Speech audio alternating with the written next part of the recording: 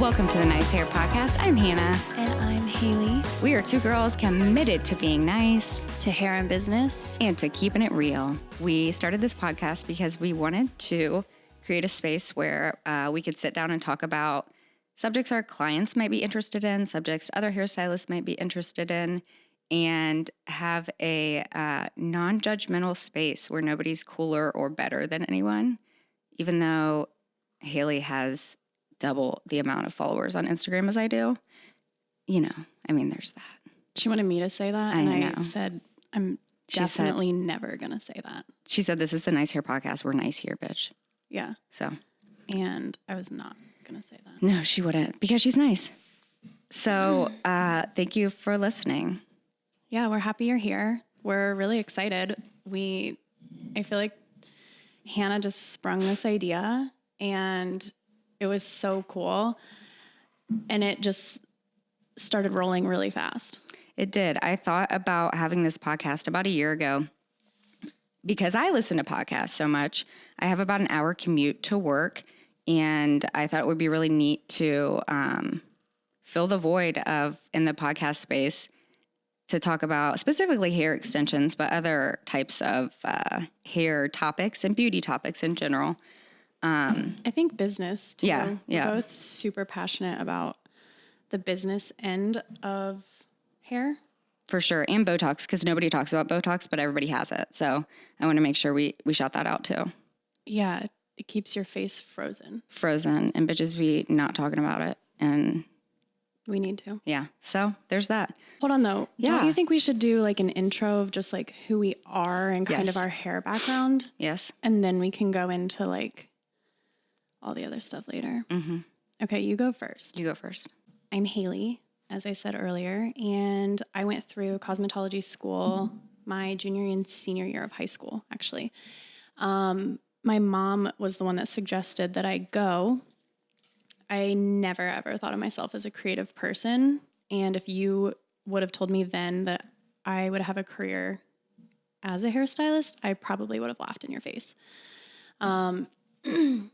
So went through cosmetology school. I had my cosmetology license before I graduated high school. That's amazing. Yeah, it was really cool. Honestly, I feel like if that's something that especially if you know that's what you want to do, it's stupid to go any other route just because one, like the financial aspect of it, it's so much cheaper than going through a traditional cosmetology school. Not that I'm hating on those, but I mean, it saved myself and like thousands and thousands of dollars. So right after I graduated, I started as an apprentice at a salon where I worked under another stylist for about a year. And then I slowly started building up my clientele. I was there for almost 5 years, but I got to a point where I was just burning out. Were you getting paid as an apprentice? I was like minimum wage. Okay. I wasn't taking my own clients. I was only taking models. So the entire year I was assisting. It was minimum wage. I can't remember if I even got tipped out. And then, so then I started taking my own clients, slowly built a pretty solid clientele there. And if I have to burp, like, can you cut that out? I literally just burped and like moved my head. Okay. Like, how do I drink and not burp? Okay. I don't know. Try to give me a pause before and after. Okay. I don't have to try to vary a word together. Okay. Can we leave that in though? I mean, I don't care. I just like took a couple really big drinks of wine and Same. Okay. No, I literally just turned my head and burped, and I was like, okay. I mean, that's like real life though. So Yeah. I mean, I don't care if that stays in, but I'm just saying if it like slips out, you can take care of it. Right, Dylan? Okay. just give a cushion. Okay, got it. A pause cushion. Mm-hmm. So I'm learning things about you too. Sorry, not to interrupt. No, that's okay. This is neat because I don't know. Haley and I honestly don't know each other's story like this. Yeah, So this is really fun. this is super interesting. So I built a pretty solid clientele, and I just started kind of burning out, honestly. I wasn't sure if hair was what I wanted to do anymore. And I also started looking at the numbers of how hard I was working and how much money I was bringing in for the salon and comparing it to my paychecks. This was when you were still apprenticing? No, this was Okay. like almost 5 years into my career. Okay. So you were commission? I was a commissioned stylist, yeah. And I was pretty booked. And I mean, like I said, I had a great clientele, but you know, you start like seeing those things and you're like, dang, like, this sucks, you know? Yeah, on that side of it, you're like, who the fuck's getting all this money? Literally. Yeah, well, that's what you think. Yeah, on that side. So I actually ended up taking a 6-month break from doing hair. I went into sales for a corporate gym and it was awful. Like you were like trying to sell memberships. Absolutely. And it was That's like your wheelhouse, though. I mean, okay. Now it is. Okay, then okay. at the time it was not. I think I was 22 maybe. I don't know. I was young, 22 or 23. And I hated it. It was like 50 minutes from my house. I literally cried every day on my way to work. But I had a great sales manager and a great sales team. So I loved the people that I worked with. It was so fun in that aspect. But the actual job, like we had to do cold calling and that was all just awful. It was not fun at all.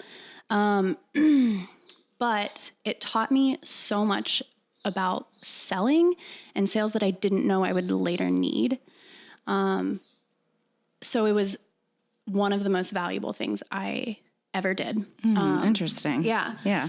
So my friend Shauna, we worked together at the first salon that I worked at.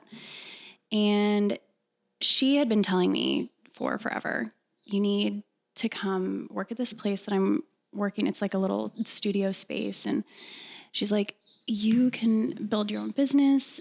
I'll refer my clients to you. She doesn't do hair. So it was, you know, kind of perfect. We'd worked together previously. And so we met. So you knew Shauna from the first salon you were at? Yeah. Gotcha. So we met for drinks and she's telling me like how amazing this place is. And Haley's burping. I know, excuse me. It's the wine. I actually don't even know if it's the wine. It's probably that quesadilla. It's the Taco Bell. Taco Bell. On the way here, taco. Hannah texts me. She's like, "Do you want Taco Bell?" I was like, "I have not had Taco Bell in. It's probably been like 18 years." Haley I'm not only kidding. eats like salad and like That's not true. vitamin water. That is not true at all. It's true. I saw it. No, she didn't. But anyways, So you and Shauna. oh yeah. So we met for drinks, and she just was telling me like, "You've got to try it. Like, come on, I know you hate your job." So I was like, "All right, what do I have to lose? I really do hate my job." And maybe it wasn't hair that I was burning out of. Maybe it was the place I was working. So I went to my dad. My dad owns his own business, and he is in, he owns rental properties. So he's like, He also makes wine. and he also makes wine. Yeah. Plug for the vineyard. But I kind of went to him and was like, "This is what I'm thinking. What do you think?" And he is so awesome. So you were going to him for advice, essentially. Kind of advice, but also like, I did not save a single penny. You're like, Dad, I'm broke Literally. and I'm going to need to start doing hair again. Yeah. And he, bless his heart, like he fronted all of my startup costs. That's awesome. Yeah. When I went to the salon, literally, I wouldn't have been able to afford it. I mean, I was living paycheck to paycheck. What would you say on average, really quick, the typical moving from a commission salon to a booth rental, independent stylist type of situation, what would that average cost be, you think, to the stylist? Like bare minimum, you're not being extra, you're not even carrying your own retail. Okay, that was me. I didn't even hardly decorate my loft. It was literally, I'm moving in. I think I started up with my color line, back bar, I think it was maybe like $1,500. Okay, so you were in a loft, or you were in your own like? Yeah, it was like a loft. So it was like a big building. Okay. And I think there were like 20 suites or something. Like a salon loft or like a Sola or Phoenix. Okay. Totally. Okay, cool. Totally. And Shauna, your girlfriend, She was at a different location. okay, Yeah, but that she was like, I have faith 10 in you. minutes away. You need to do this. You can make so much more money. Like, 100%. just do it. Okay. Because here's what I figured out with my dad. I could do, I think it was a quarter of the work and make the same amount of money. And then, which is insane to me. I'd never really considered that. Mm-hmm. But it just opens your eyes to like this huge possibility, you know? So I went to this salon with no clientele. I gave With up like my 4 boxes of color. with 4 boxes of color and a mirror. I think I had a mirror. And they supplied the shampoo bowl and the chair. So you're like, that's clutch.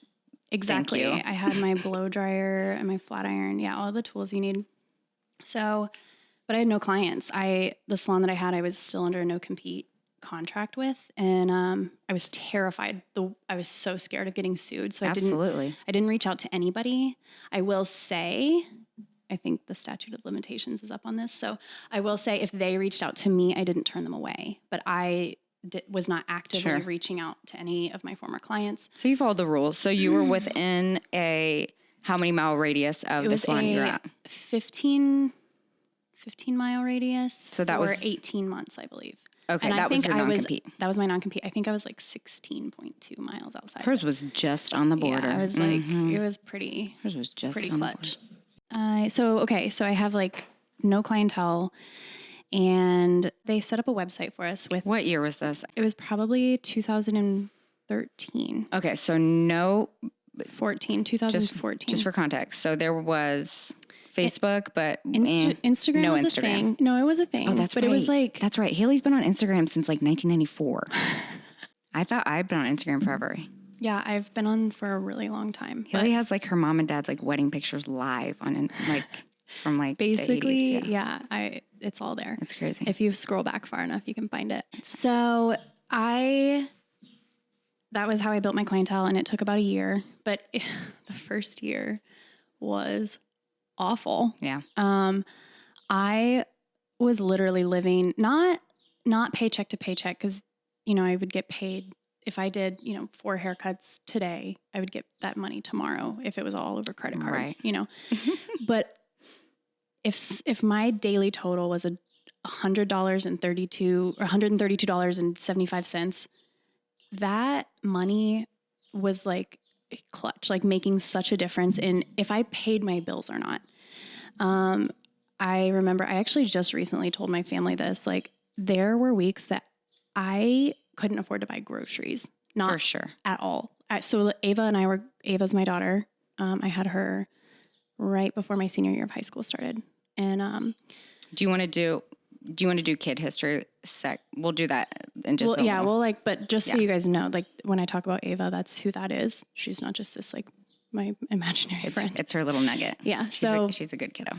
So Ava and I would have to go over there for dinner because I literally couldn't afford to feed her. And it was like that for a year.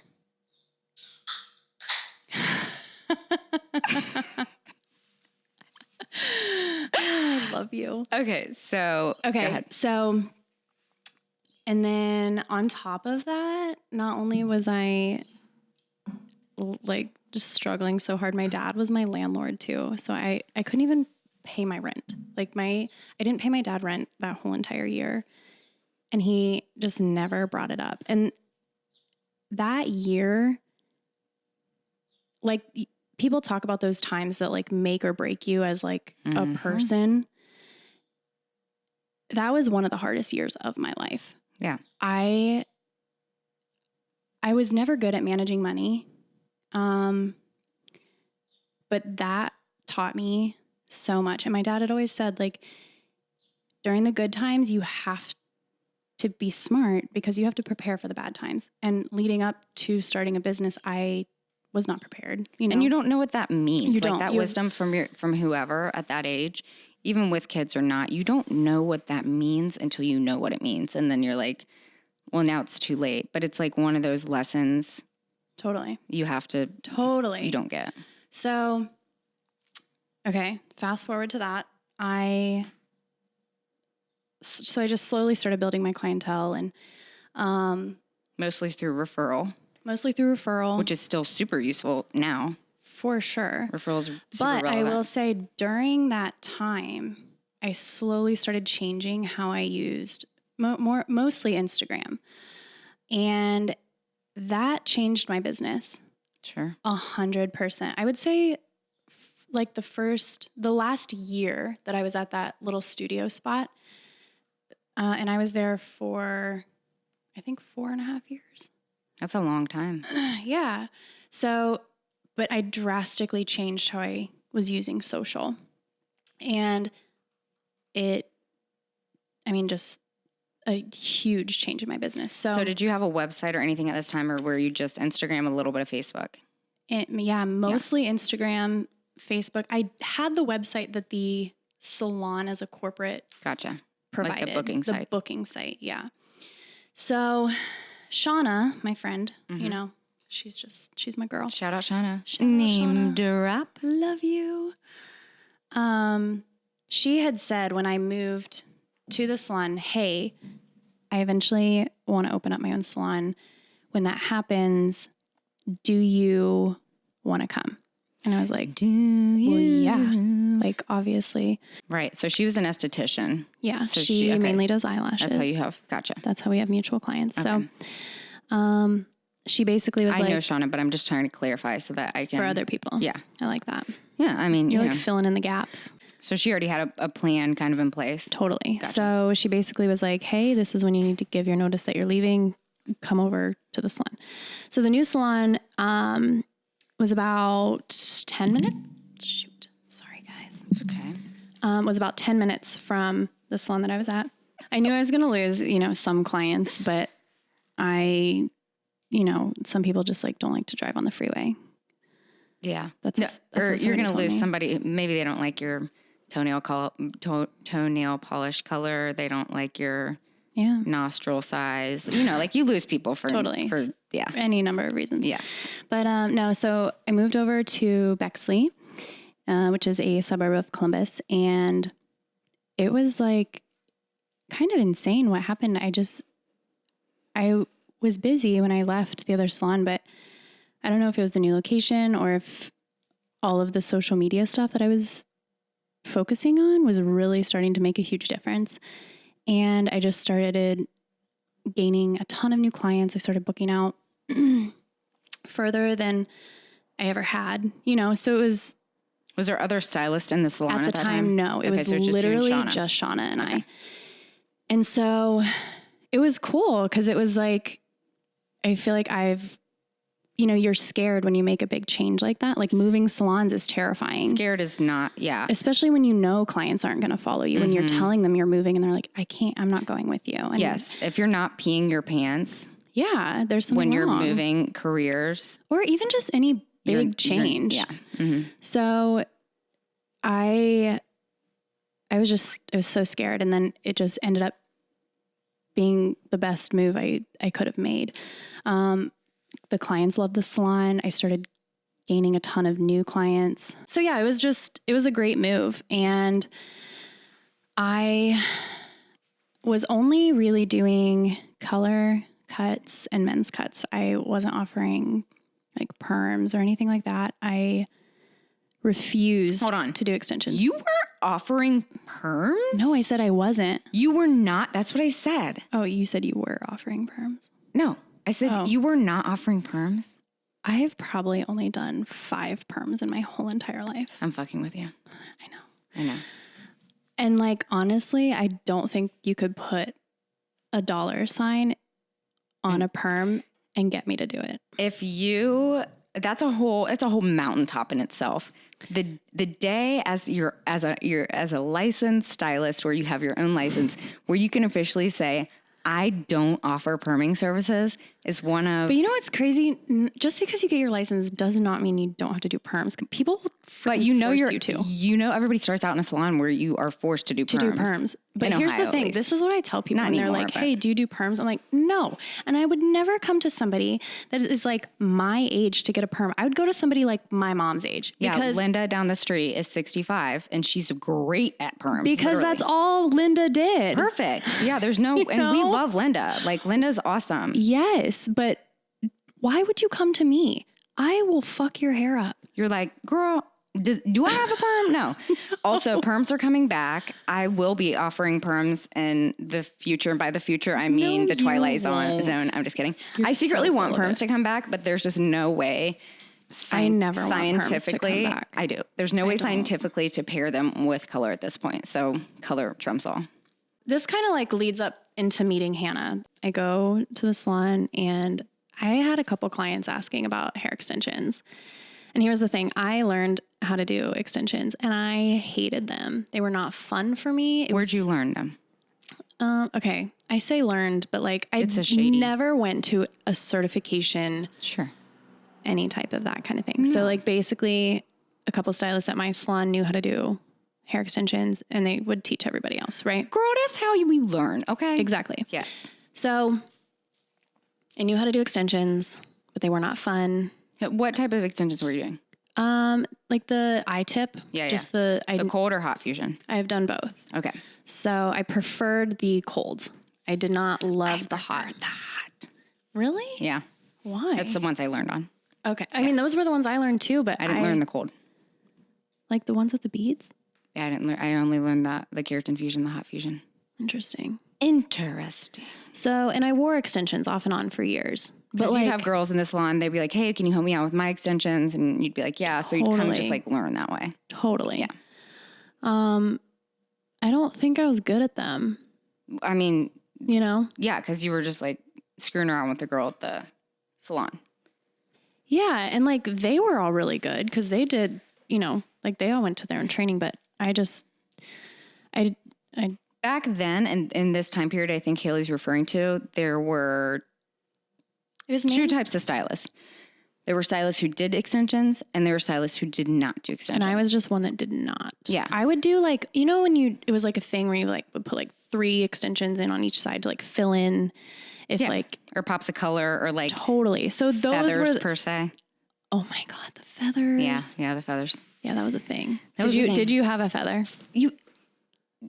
Yes, take a guess. I'm hard. Yes. I had. You had multiple. I had 10 feathers. I can't remember if I had a feather. You I probably think- didn't. You were probably really cool and didn't. No, I was. Did you ever have a I was tinsel? Not cool. I've never had a tinsel. Fuck a tinsel, dude. No. But if you would have seen my hair, you've seen photos of my hair. kind of. It was bad. I don't know if I have. Let's just say the early 2000s were not kind to me, or I was not kind to them. We Maybe just that's didn't what know. we didn't know. say. That's what I'm saying. Yeah, that's Oh, God. which circles us back to round 2. There were just 2 types of stylists, because like doing hair extensions at that time, I would say anywhere from, let's say, 2000 to 2016 even, was something like your friend that had traveled the world, your friend that had been to Thailand, your friend that had been to I have Germany. like one friend that's been to Thailand. That's what I mean. Like, Okay. it was like a special, refined thing that a person had about them. And it was almost like untouchable. And you're like, oh, she does extensions. Like, people pay her for extensions. Like, that's a thing. But that was not most stylists at all. Like, most Right. people just didn't. Totally. And if they wanted to, there was not enough people that even wanted extensions, right? Yeah, I would agree. Yeah. At least for me. And I also wasn't looking for the clientele because I hated doing them. They were not, I just hated it. Well, it So- took like 6 hours too. yeah. And that was without color. Yeah, you're like, that's my whole day. It's my whole day. And I don't know. I didn't make a lot of money doing it. So why was I going to do it? And that extension client back then too was so incredibly needy, and like, yeah,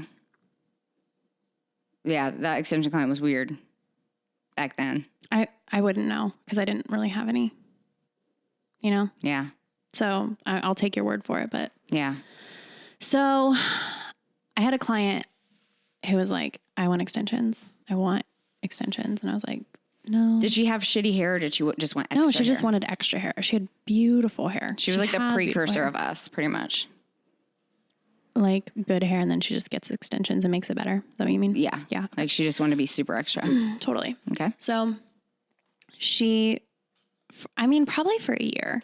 And then it was like to the point where she's like, if you don't give me extensions, I'm going to find somebody who will. She threatened your ass. Yeah. And it was like the best thing that she could have done. Yeah. There's always a push. Totally. There was a push from Shauna when you moved to. Yeah. It's like, there's totally, you're so right. Yeah. There's a push. There's a push. And she was that push. So I was like, ugh, fine. I'll give you extensions. Well, it kind of worked out. There was another girl that was kind of working at the salon. It was kind of a weird story I'm not going to get into, but she loved extensions. And I was like, oh my gosh, you can go to her for your extensions. She's amazing, blah, blah, blah. So she put extensions in my client's hair. So I didn't end up having to put them in. But this other stylist, like due to all these personal things, like left the salon. Okay. The extension stylist. The extension stylist. And so then it was like, well, I'm going to have to do your extensions now because like, so by default, you turned into an extension stylist. Except you were like. But the extensions that I hated. Yeah. You're like. So I was like, all right, listen, obviously I'm not going to like leave you high and dry. I'm going to do your extensions. But I have to find an extension method that I can get behind and like that I just don't want to poke my eyeballs out when I'm doing them. So I started researching. I've never heard this story before. This is fascinating. Really? No, we've never talked about this. I guess we haven't. No. We mostly talk about dogs. Mostly. Pretty much. So I start researching and honestly not for very long because maybe, but I find natural beaded rose, NBR, I think it was on Instagram first. Maybe it was online. I don't know. So this was probably 2017. This was 2007. This was like, I would say April or May 2017. Okay. And I see them and the before and after pictures, I was like, there is no way. You're like, how? Yeah. Literally how? How is this that good? And so then I start Googling reviews. You know, how when you're like really researching something, the first thing you just say do. Google reviews. I'm going to need Yelp to pop up. Yeah. You like do reviews. Mm-hmm. There was not one bad review. So then I was like extra sketched out. I'm like, there wasn't a ton of information either. No, there wasn't. This is 2017. Which Which seems not that recent. long ago. Yeah. But you guys know, if you're listening, 2017 in the extension world was the 1800s. See, I feel like I can't even speak to that because extensions were so far from anything that I ever wanted to do. If somebody were, I would be like, no, I hate extensions. I hate doing them. It would be like me asking you to do perm. Yes, Yeah. absolutely. Yeah. So I'm bullying you into, yeah. Yeah. So Was it were you like, was this client just that persistent? She was that persistent and I love her as a human. Okay. Like one of my favorite people, honestly. Yeah. The universe conspired. Totally. So she definitely played a huge part in it. So I am like then looking for bad reviews and I find one on Tumblr. Dun, dun, dun. And like, I don't know if you like, Wait, you found out who writes a bad Tumblr? review on Tumblr? I still literally don't even know what Tumblr is. Like I know what Same. Tumblr is, but I'm like, Still confused by what Tumblr is. it like exists in the black internet or something. It's like the black hole. yeah. So yeah, You're like, it's not Pinterest. so it's then not Yelp. I couldn't even take it seriously. So then to get into this class at this point in time, it was this, I don't know, it took me like 45 minutes to fill out this application. This is the real meat of the podcast. If you've made it this far, Round of applause. literally round of applause. And this is where shit gets good. I'm researching this class, and to get into it, you have to fill out, I guess it would be more of an application, right?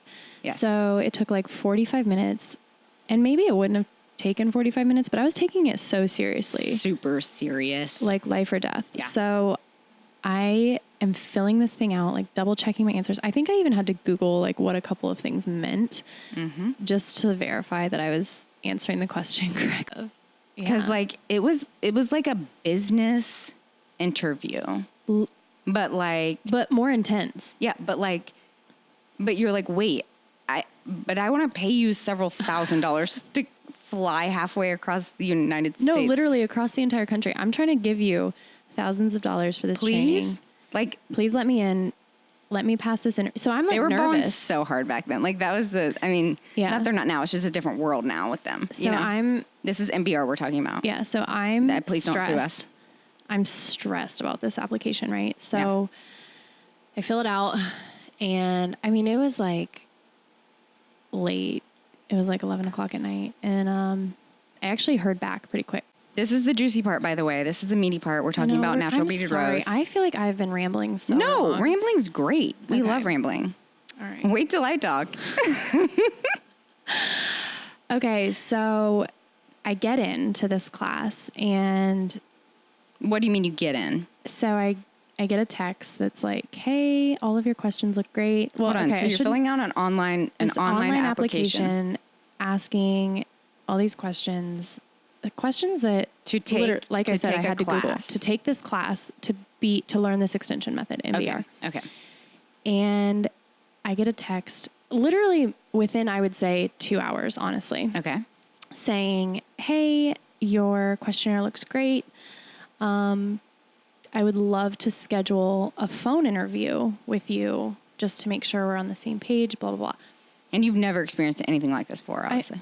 Obviously, no. I mean, any other class that I've gone to, it's like you find the class, you pay for it, you go. And you show up at like Chicago Hair. Yeah, you go to like the Chicago Hair Show. You've bought your ticket for the weekend. You can go to any class you want. You might have to sign up if it maybe is popular. I don't know. Yeah, it's like Ricardo Rivera's, and he's like on a stage and like hair's on fire or something. Right. Yeah. Okay.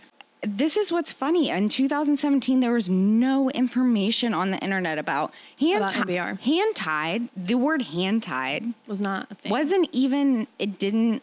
And like, I guess we're kind of stroking MBR's ego right now too, but that's the place that Haley and I are coming from. So if you're coming from another place, like just keep in mind that this is in no way promotional or like, yeah, this is nothing but the truth of our stories. Yeah, like this is literally just this is our origin story. Totally. So here was the other thing. Any single person that I found that was doing MBR, I'm like messaging them on Instagram, like, "Hey, what was your experience? What was this? What was that?" Because I'm about to spend the most money I've ever spent on any type of hair education. I wasn't just about to like fork it over without, I guess, somebody telling me like, "Hey, this was worth it," even though I don't know these people at all. Do you want to disclose how much our class was or no? I don't think we should. No, it doesn't matter. But it was, at the time, it was equivalent to what it is now, I would suppose. But it was different then. It was way different. So yeah, but it was expensive. It was a lot of money. A lot of money. At that time. No one was charging this much for hair classes. Yeah. So I book it. I decide to do it. And, I book my She was flight. peeing her pants a little bit. I was like sick about it for a long time. Which is crazy because, Here's the thing. Like, I'm not a person that second guesses myself. Like, when I have a decision in my head, once I've made a decision, like, I'm good with it. Hard-hearted Haley. I hate to say that, but no, I'm the same kind way. of like hard-hearted Hannah. Yeah, it's like I'm good with it. I make the decision, I stick to it, and I roll with it. I agree. Right? Mm-hmm.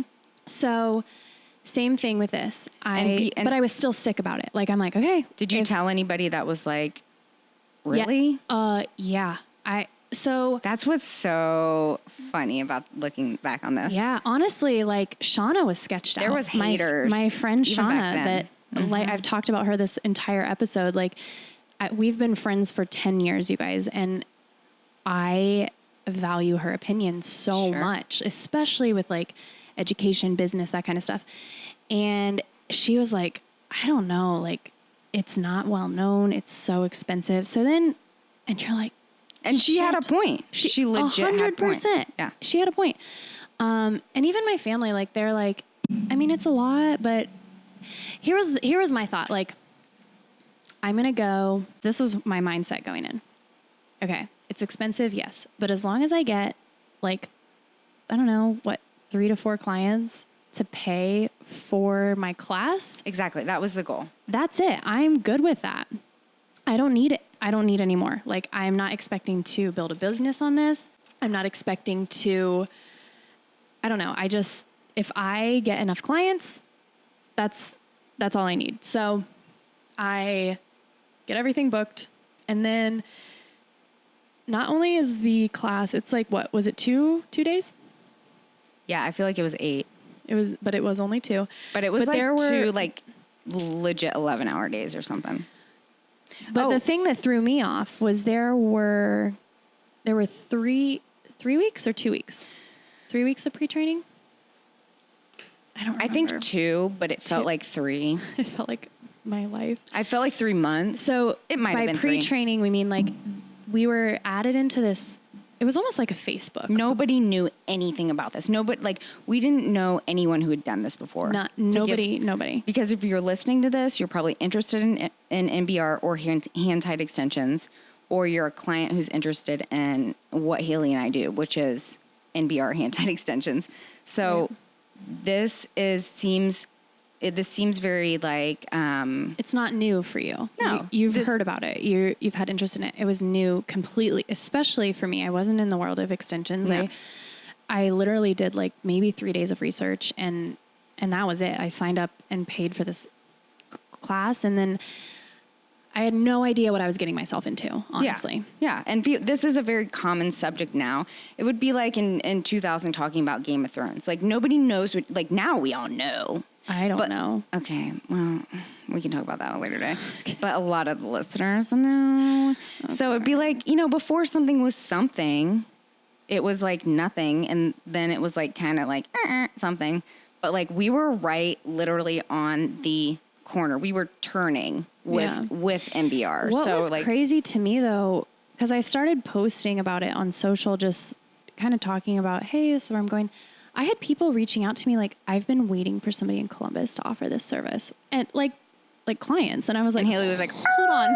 How do you know about this? And I don't know about this. But here's the other thing. Like when you're not looking for it, you don't know it's there. Nope. So that it's anything. Like if you're not in the market for, I don't know. Yeezys. I don't know anything about Yeezys. Oh my gosh. Yeah, no, that's just put in my calendar. That's a perfect the example. New Yeezys that dropped that I'm going to buy. And I'm not about Yeezys, but I will about a Yeezy. I will search some super sketchy ass, what are the ones I like? I can't even think of them right now. Air Max. Thank you. Yeah. I will. No, you're right. I will. So have you don't some know what you don't know. Dope ass and you don't know what Air Maxes. And if you're not I don't know shit about Yeezys. If you're not looking for a market, you don't know to look for. Literally, right? I don't even know if I could identify Yeezys. I'm gonna wear mine next time, just so you. And I won't know. I'll think they're Reeboks. I don't know. No, you won't. Is that insulting? And if I'll hit you in the face with it. I don't know. See, that's the thing is you don't know. Hopefully, I'll have my new ones by then. I hope so too. I know you placed an order for those.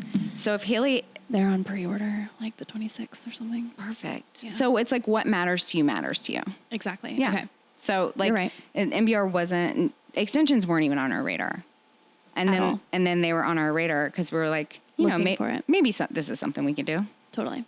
So I am terrified, and I am finding out that there's like this huge market. So where was this class? You signed up for this class. You got accepted. It's in Laguna Beach, California. Okay. So I am headed out there by myself. I book an Airbnb.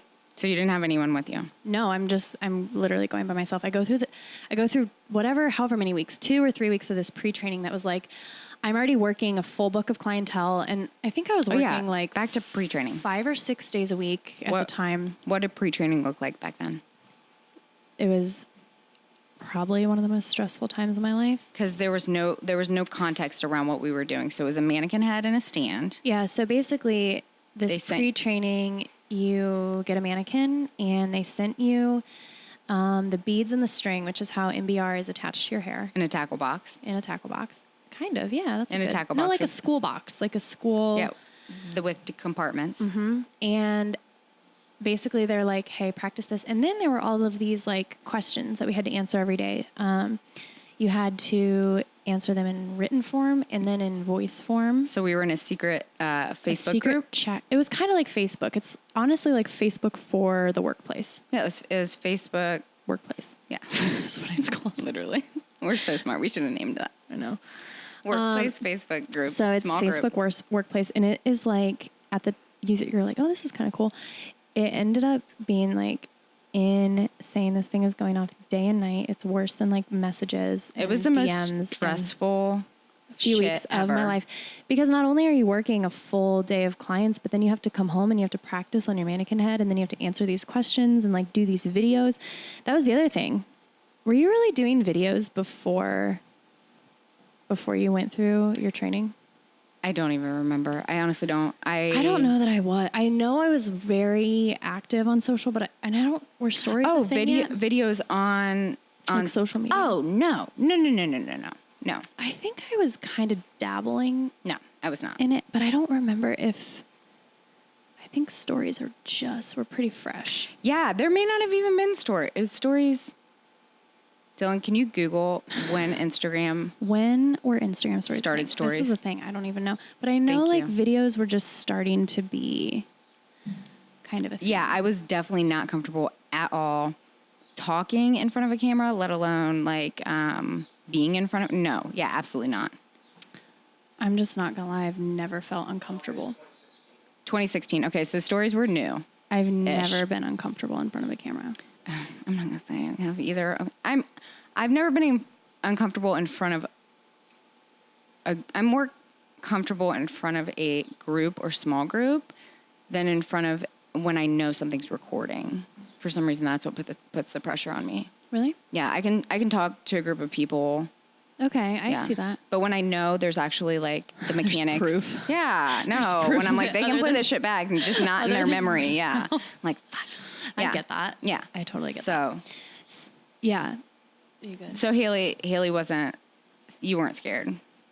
I mean, So you were I doing wasn't stories or no? I 'Cause they were new. They were new, but like, because Snapchat was still a thing. Snapchat was where we were all doing. I was doing snaps. Okay. So I was starting to practice with snaps. I don't have Snapchat at the moment. Totally.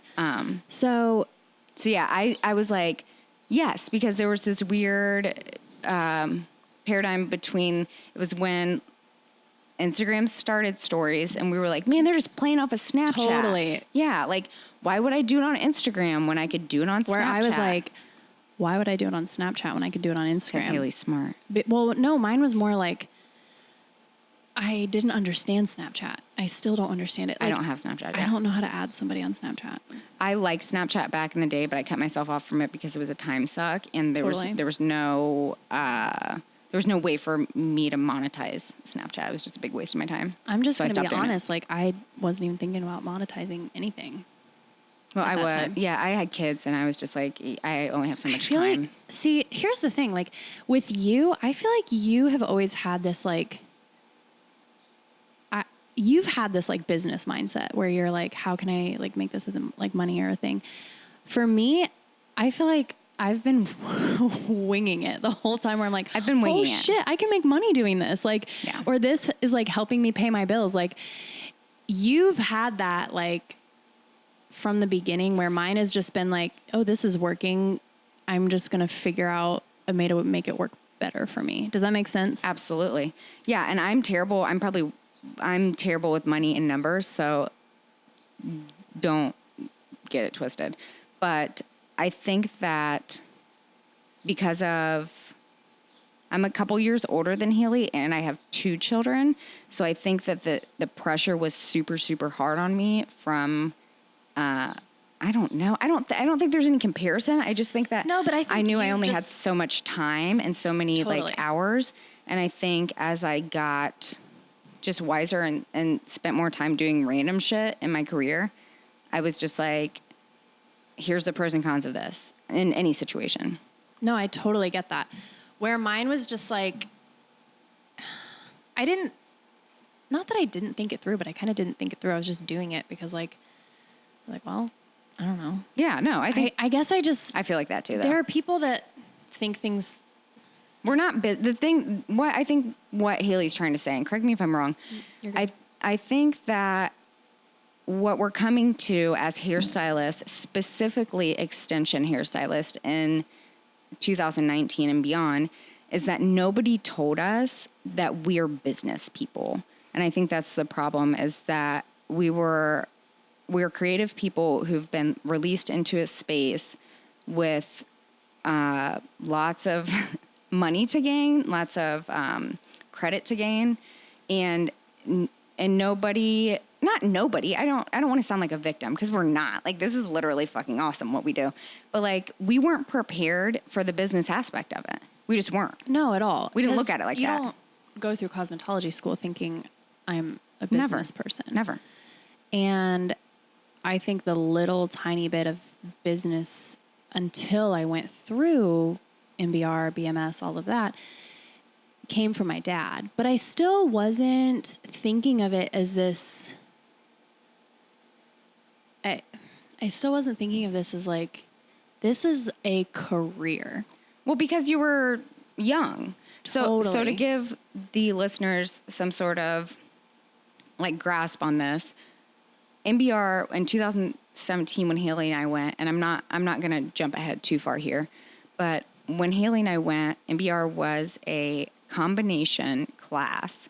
It was a 2-day class where one day we focused on mainly the MBR method of hair extensions, and then the second day was called BMS training. BMS standing for Big Money Stylist. That was the business training portion of the hair class. So, Dylan, did you just laugh at BMS? Yeah, it's fucking hilarious. Yeah, because it sounds like a bowel movement, something. Yeah. but like, that's just what it was called, whatever. And we had no idea. Like, we had no idea because we just didn't. We didn't know what we didn't know. So, I think just to give a bigger view of this, we went out there and we got hair extension training, but we did not know, we were not prepared to get the business bitch slap in the face that we got. 100%. I never, even like the 4 or 5 years I was on my own as a business owner, never once was I tracking how much money I was making week to week. Never once was I... Never even thought about it. Not for a second. How many people were in our MBA? Where we play basketball now. Yeah. How many people were in our MBR BMS training class? 11 or 12, I would say. I think 12. How many trainers were there? 3. Okay. So that's a... 4. I guess technically 4. 4. So that was a... for every 3 people, there was a trainer. That's how intimate the class. Yeah, it was tiny. It was insanely intimate. You could ask any question you had. Literally. You could be corrected on anything that you had any insecurity about. You could. I mean, it was fresh. It was a baby. Very much so. Okay, so basically, I'm at the point where I get through pre-training and I'm going out to California. And then Hannah and I are both from Ohio. Okay. But we are almost 2 hours apart. But we actually met in person in California. So Haley and I's stories will meet at some point at the end of this. So Haley kind of gave her background for as like her origin story with hair. Right. So I'm going to give a quick rundown of my background because Haley covered a lot of kind of this same. I'm a rambler. I'm sorry, guys. No, you're not a rambler. I'm just going to like condense mine really, really hard. I started hair school in 2010 and I graduated from high school in 2004. So I fucked around in college for a long time. I actually dropped out of a private Catholic university, the University of Dayton. I was a human rights major. I deeply care and love for people and have always felt very, very passionate about that. But then I quickly realized that unless I wanted to become a lawyer, I had no future in the human rights field. You didn't want to be a lawyer? I just know I'm not Kim Kardashian, you know? I feel that on a very deep level. Same. But this was before Kim was even being Kim, like I was being Kim. So I was like, I love people so much and I want to make things right, but I can't do this. So I dropped out of the University of Dayton. My parents were super pissed. I had a 4-year-old. This was in 2010. So I had like a 3-4-year-old at the time. And I was like, I got to figure stuff out and start like making some money. So the only thing I could really think of, I love doing makeup. Makeup was like my first love. And I knew that makeup artists didn't actually have to have. That's what sucks about being a makeup artist is you can like be a makeup artist and be totally like unlicensed and uninsured. You can just be out there like flapping your wings as a makeup artist. I was like, so interesting. It's so weird. Yeah. So I was not trying to do that. And I was like, I like hair too. It's all right. I was not particularly girly or into that kind of stuff, but I was like, fuck it, whatever. So I went into hair school and I liked it and I felt like it was like my place, like it was home. Totally. Yeah. I got pregnant in hair school. I had my son. I came back. I finished hair school in 2011. What? Go ahead. Do you want to say what hair school you went to? It doesn't matter. Doesn't matter. I went to like a local, it's called Creative Images. Oh, okay. So it wasn't like a Veda or like No. or something. Girl, Okay. No. Okay. Okay. Ain't nobody fancy like that. So, yeah, I went to our local cheapest hair school, but also I was like pregnant and super poor. So I took out a How bunch old of. were you? Okay. I was 22 when I started hair school. Okay. I was 24 when I graduated hair school because I had a baby in between. It took me longer. I also took out those super unnecessary living expense loans when I was in hair school. Do you regret that? Absolutely. If you're going to do hair and you're under 18 right now, do what Haley did and do it in like a I can't agree more. trade school. Yeah. For the love of Christmas. I mean, I think I am guesstimating and I'd have to double check, but I want to say my parents spent $800 for my junior and senior year of high school. It was under $1,000, I'm pretty sure. I'm still paying on my student loans. Shut the fuck up. I could pay them off. Oh, okay. I mean, that's the thing. I mean, I will pay them off soon, but like Yeah, so like, this is listen, 9 years later. I'm still paying on my student loans. that wants to do hair, just tell them to go while they're in high school. Send them to your local trade school. Yeah, for real. Okay, so I graduated hair school. I had like a 4-year-old and a 1-year newborn and a 4-year-old. I just went around to every local. I had no high, like I was not shooting for the stars at this point. Okay. Literally, like this was Haley at the point in her story where she was like, me and Ava were just like showing up at her parents' house to like eat dinner. It wasn't my husband at the time, but we were together. We were living in a tiny rental house. He was working full-time out of state. And I was like at home, like playing mom and kind of like trying to get like my shit together so I didn't seem pathetic. I was just showing up at every random salon asking if they needed a hairstylist. Were you trying to be an assistant or just a stylist? I didn't even know. I ended up at the very first salon I got a job at, asking to be an assistant. Okay. And they said, we don't need an assistant, but we have a chair. And I was like, I just started doing hair. Like, I don't think you want me to do hair. You're like, listen. And they were like, oh, no, it's fine. We have a chair. So that's where you went. Yeah. So that's where I went. It was a fairly large salon. I think there was 14 stylists altogether. They all had their own stations and own shampoo bowls. How cool was that? Everyone had their own shampoo bowl. That's pretty cool. Except for me, because I shared a double-sided station with So we were like a floating station in the middle of the salon, and I shared it with the owner of the salon. So I think I wasn't even commission. It's not correct to call it commission. She paid me under the table for like 6 months to like assist and kind of just like take clients and to figure out if I was a psycho or not. Right. Were you?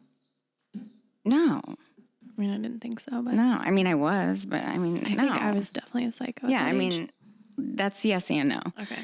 So I think for like 6 months, she paid me under the table. And luckily, it was a salon where there was a lot of walk-ins. Really? And everyone else was established. Okay. So there you was got like everybody. Yeah. Well, A lot of the walk-ins. I got a decent amount. Okay. So I was lucky in that way because I was surrounded, and I was the youngest person at the salon by, I want to say 14 years. No.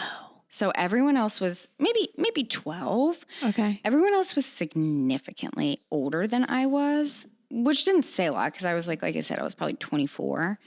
No, but that's a pretty big age gap. Yeah. Okay, with that being the age gap, like, what was the clientele like there? Older. Okay. Is that the clientele that you were looking for at the time? Did you know what you were looking for? No, I had no idea. Okay. I just want to start doing hair. You were just ready. I was ready. So I was there from 2011, I guess, until 2016. And I got approached by another salon owner in 2016 that was kind of in the same area, and she was opening up a salon. And so I was kind of reluctant at first. I didn't really know, but it was a younger salon. And I was like, this is probably the move I need to make. Totally. So I moved to this salon, which was nice because I could take some of my clients with me because it was still local. But it was a brand new world. It was super cool.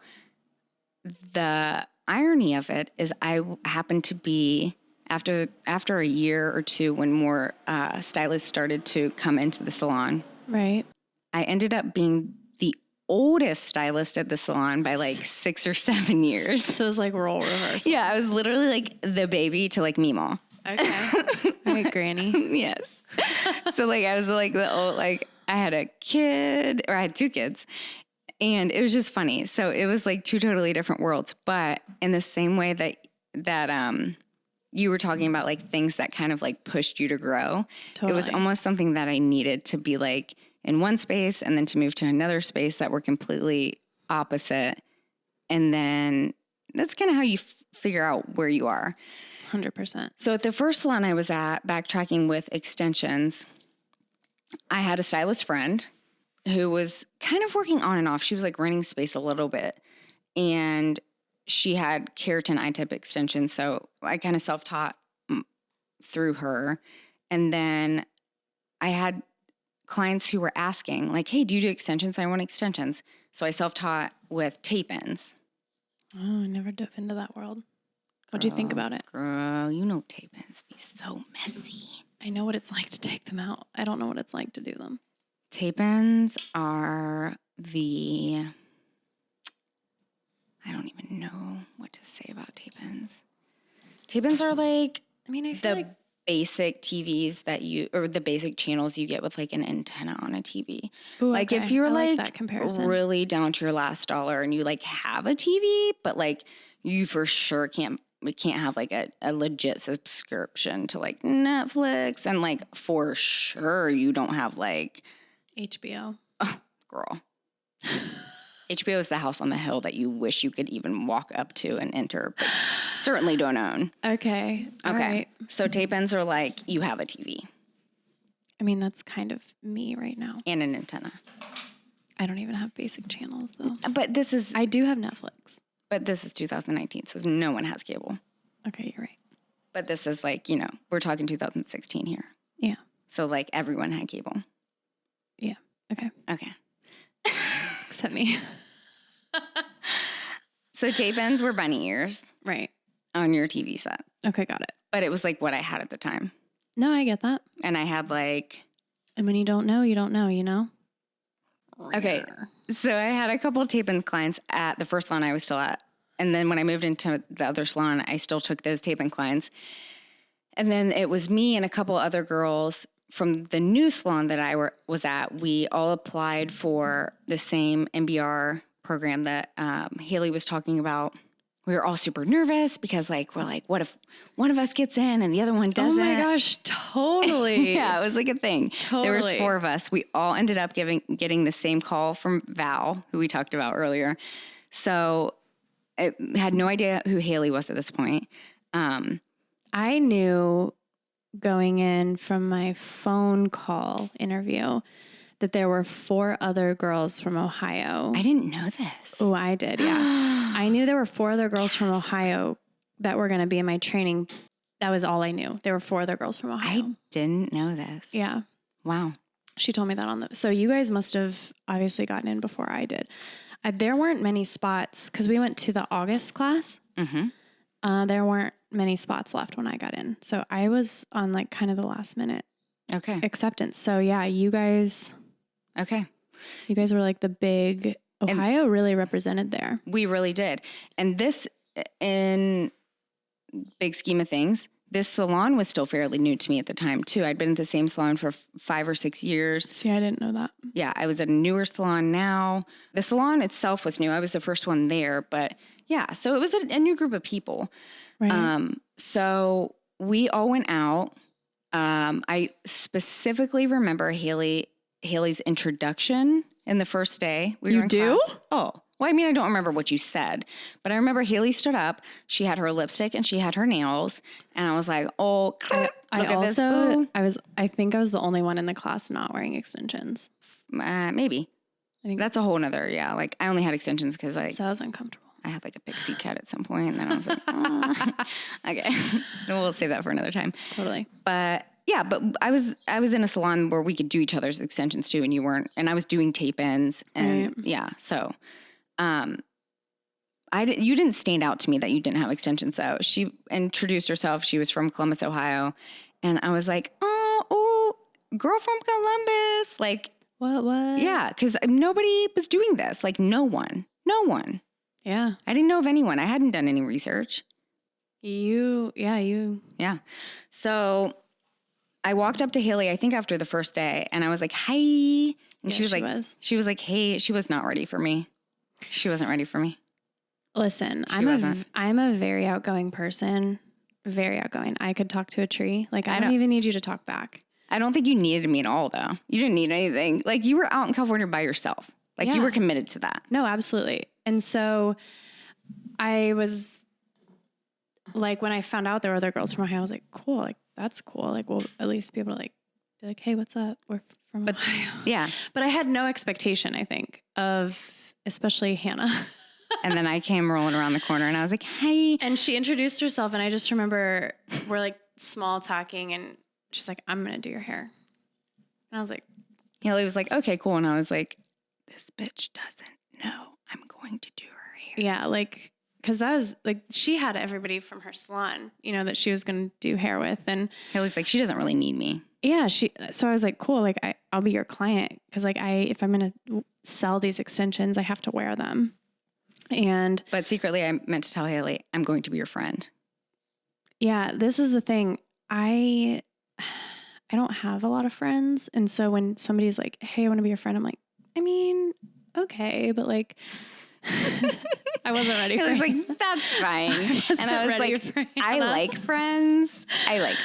But like, I just like friends. I mean, yeah, me too. But like, I've gotten pickier. I'm a bad friend. I think that's what I've realized. You're not a bad friend. Okay. You're just Haley. Okay. So I was like, hi, I'm going to do your hair because you don't have anyone in Columbus to do your hair. And that would only make sense. What I was really thinking, and this is just the true essence of me, is that anytime I see someone that is like an underdog or singled out or by themselves, there's like a really place inside of me that like, for whatever reason, like I feel that person so much. Like I just don't ever want to see anybody like sitting on the sidelines by themselves ever. Like ever. Which is so funny that like, I love that was your thought because I didn't feel like that. No, I know you didn't feel like that. Totally. And that's what's awesome about you is like, Haley gave 2 fucks about whether I talked to her or not. Like she like, yeah, like I said, I didn't need any. She literally She didn't even want me as a friend. That's what she's saying. She didn't want me But as a I'm friend. so thankful for you. But I, like a stink bug, flattened myself to a piece of paper and slid under her wouldn't door. go away. I squished myself down so tightly and did. slid into the friendship box. So that was where we met, how our friendship started. So I told Haley we were going to be friends. I told her that I would do her hair, and literally that's where it went. And then we came home.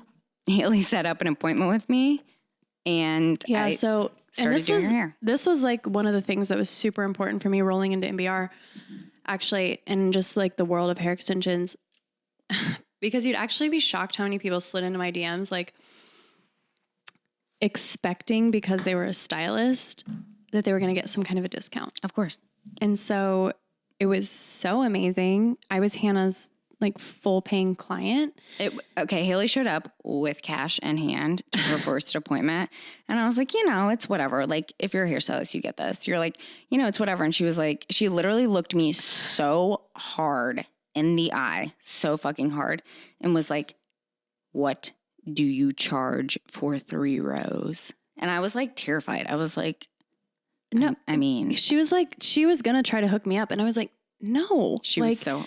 We're not exchanging because, like I said, she had the girls at her salon to exchange services with. So I'm taking up her time. I have a shit ton of hair.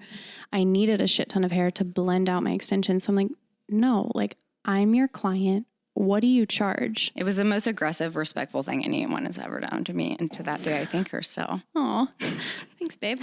So she aggressively paid me. And, now I'm in my own studio space. So this is skipping forward a little bit. Since January of this year, I'm in my own studio space now, which has been amazing. And I have an assistant, and she subleases the space for me part of the time. So I kind of split it with her. That's been really, really awesome to have my own space. It's a little bit more of an intimate atmosphere. And now, after many years of Haley coming to me in the space that I'm in, I'm able to come to Haley in the space that she's in to do. Now we exchange. Yeah, services. we deserve each other. We both wear an obnoxious amount of hair. I love when Haley says we deserve each other because it's like a punishment. Like we deserve to be punished by each other. Where like when I was paying her, it was like I always had to leave her a fat tip because I still didn't feel like she was charging me enough. Where like now we do just exchange. But what I was getting at really quick to kind of backpedal, it was super important for me to be a full paying client because then I could speak to MBR from a client perspective and saying, okay, like this is what I've experienced. This is my relationship with my stylist. Like that was huge for me. I've never thought about that. Yeah, going forward with my clientele.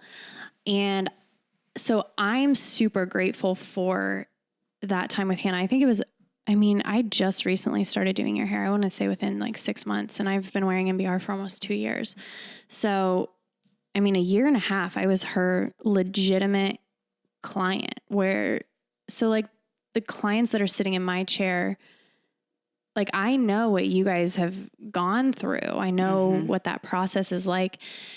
But now it's great. Like we said, we really do deserve each other. We don't tip each other. No. We don't. It's like, hey, you owe me $20 for lunch. Literally, like I used half a thing of shades. Like, can you Venmo And I'm me? like, hey, I'm going to need you to Venmo me for that. But no, there's so value in that. I think that, and I kind of remember you speaking to that when you would come sit in my chair. And I feel like this now, like I feel like I get that gift from you now being in your chair, because if you do MBR or any type of hair extensions or anything, I think there is value in leaving your salon and going somewhere else and not bartering or bargaining with someone, or not being like, yo, I'm gonna bring my own hair, like whatever. Even, Haley and I bring our own hair, but I think there's a value in being a client and not having to make the decision, honestly. And playing with their rules.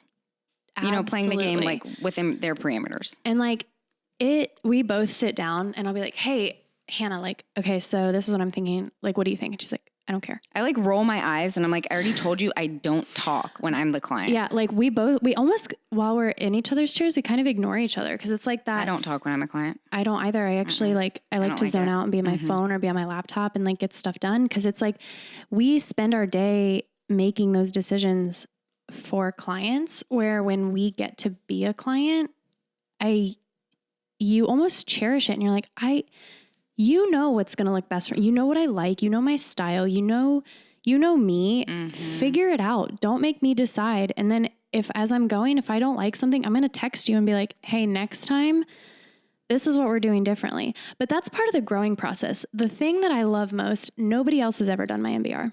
Not a single person. So I've been with Hannah through every stage of her learning process with MBR. When she first started, I go every 6 weeks between move ups because I don't like how my hair feels grown out. Same.